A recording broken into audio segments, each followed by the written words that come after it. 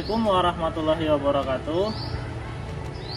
Berjumpa kembali dengan saya Muhammad Irwan Saputra, calon guru penggerak rekognisi angkatan ke-10. Saya akan melakukan aksi nyata berkaitan dengan modul 2.3 coaching untuk supervisi akademik. Selamat menyaksikan. Assalamualaikum warahmatullahi wabarakatuh. Assalamualaikum warahmatullahi wabarakatuh. Berjumpa kembali dengan saya Muhammad Irwan Saputra, calon guru penggerak rekognisi angkatan 10 dari SMA Negeri 1 Canggang. Kali ini saya tidak sendiri, saya ditemani dengan salah satu guru di SMA Negeri 1 Canggang, yaitu Pak Eka Chandra. Beliau adalah guru bahasa Indonesia di SMA Negeri 1 Canggang. Baik, kita mulai. Assalamualaikum warahmatullahi wabarakatuh, Pak Eka. Waalaikumsalam warahmatullahi wabarakatuh. Bagaimana kabar Pak Eka hari ini? Alhamdulillah baik. Oke, baik Pak Eka. Alhamdulillah hari ini kita adakan percakapan praobservasi. Sebelumnya nanti saya akan amati jalannya proses pembelajaran yang akan Bapak lakukan di dalam kelas.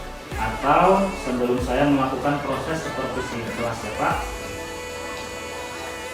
Adapun tujuan dilakukan supervisi ini adalah untuk mengetahui dan juga mengevaluasi jalannya proses pembelajaran yang Bapak lakukan. Dan kenapa kita hari ini melakukan percakapan praobservasi?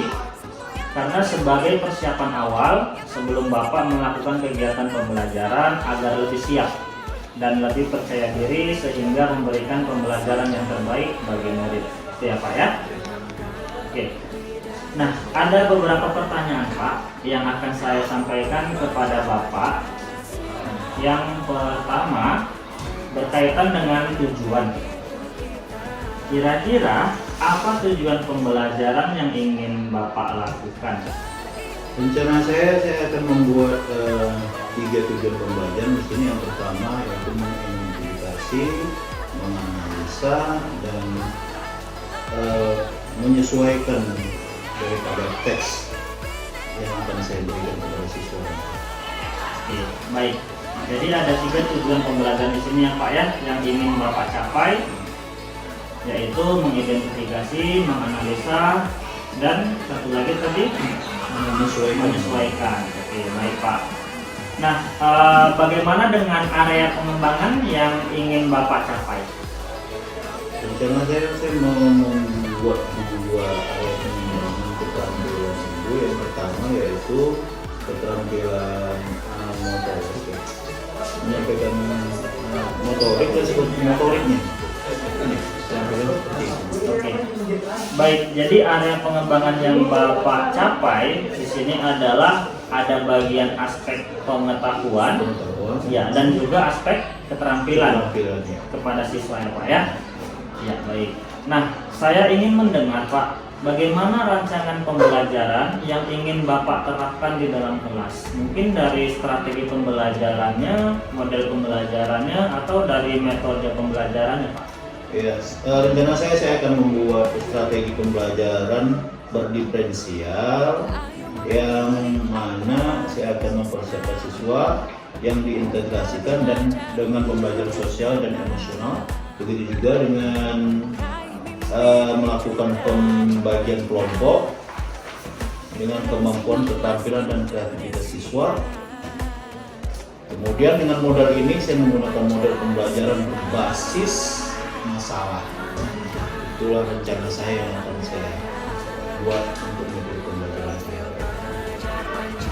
Untuk metodenya saya menggunakan diskusi kelompok dan tanya jawab.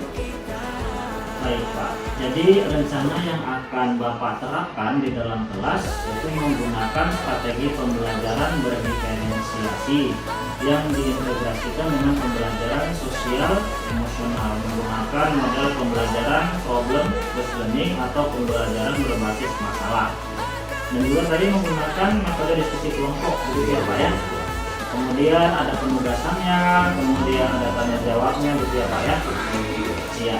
Nah, Bagaimana dengan media pembelajaran yang akan Bapak gunakan nanti di kelas?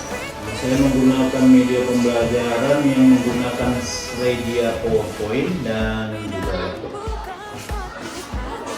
Baik. Nah, tadi Bapak mengatakan bahwasanya menggunakan media PowerPoint dan laptop gitu Pak. Nah, kira-kira kapan nih Bapak akan melakukan kegiatan pembelajaran tersebut? Di hari apa, di kelas berapa, dan juga di jam berapa? Kebetulan saya masuk nanti di hari Selasa jam ke-6 dan ke-7 di kelas 12 Iya. Baik.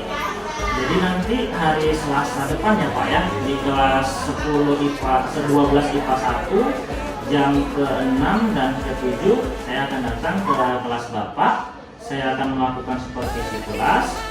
Nah, saya nanti juga akan melihat dan mencatat hal-hal apa saja yang terjadi dari dalam kelas. Dulu ya Pak ya? Yes, ya. Oke, baik.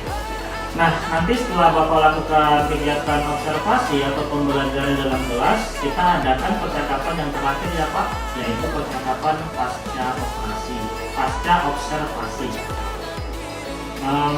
Sebelum kita akhiri Pak, kira-kira apa yang Bapak dapatkan dari hasil percakapan kita ini Pak? Saya mungkin mendapatkan gambaran ya media apa saja yang saya gunakan kemudian Ya. media apa yang saya gunakan nanti itu sudah saya persiapkan dari sekarang. Mungkin ya saya memiliki gambaran percakapan melakukan hari ini. Baik Pak, terima kasih. Bapak sudah menyimpulkan ataupun Bapak sudah mendapatkan hasil dari percakapan kita pada hari ini. Oke, baik Pak Eka, terima kasih atas waktunya dan sudah bersedia berbincang-bincang dengan saya di percakapan pra-observasi. Sampai bertemu Bapak di kegiatan observasi kelas hari Kamis depan ya Pak ya. Iya, iya, Pak. Baik, demikian percakapan kita hari ini. Sampai bertemu di kegiatan observasi kelas dan juga percakapan pasca observasi. Wassalamualaikum warahmatullahi wabarakatuh.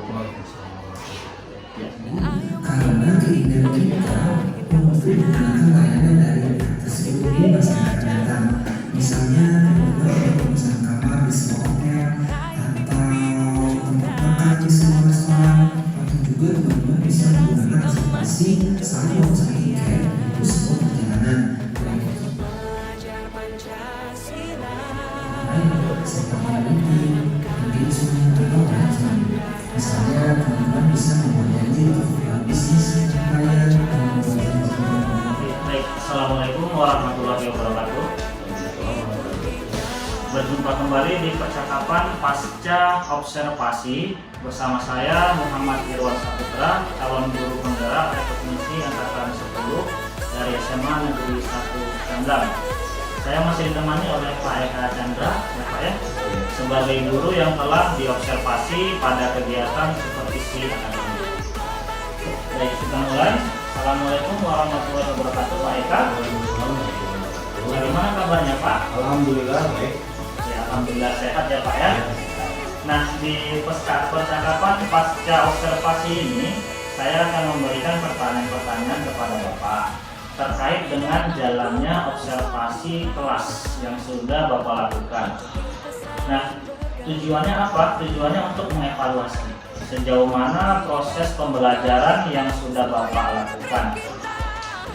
Untuk pertanyaan yang pertama Pak, bagaimana nih Pak perasaan Pak Eka terkait dengan jalannya kegiatan observasi kelas yang sudah berlangsung?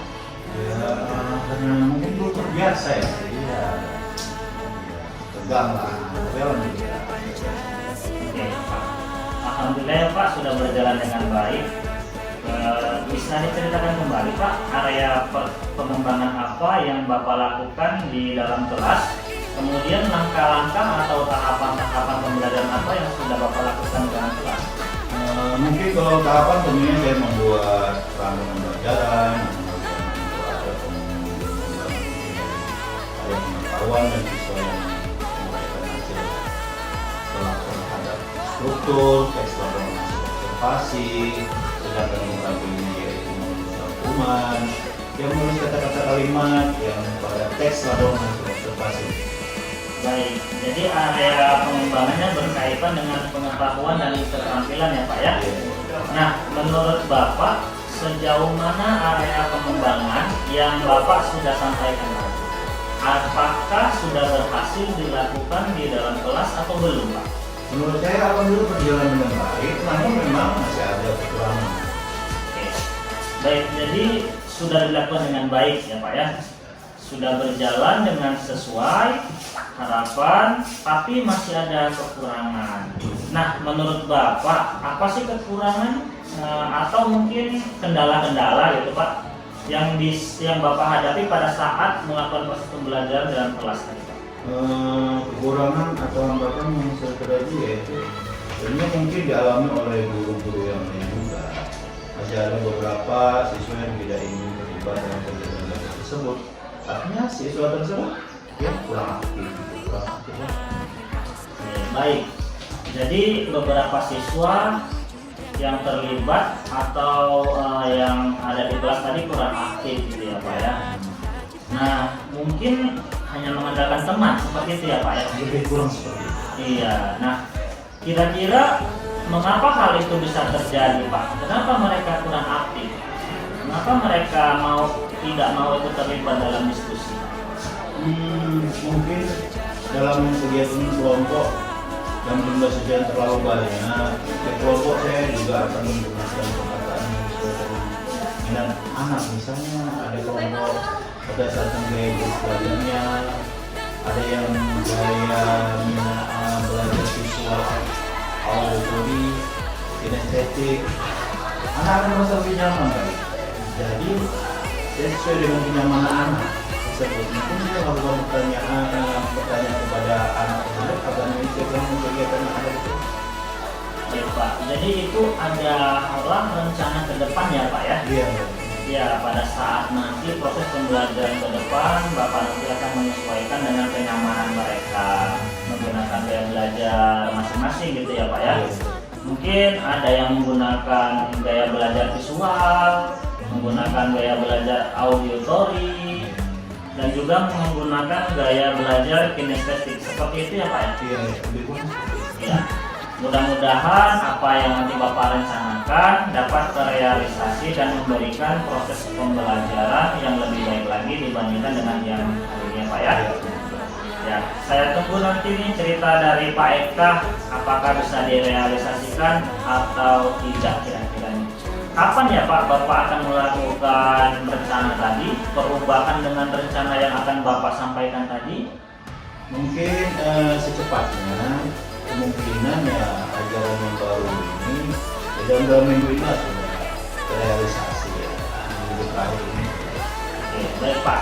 Terima kasih banyak atas jawaban-jawaban dari Pak Eka.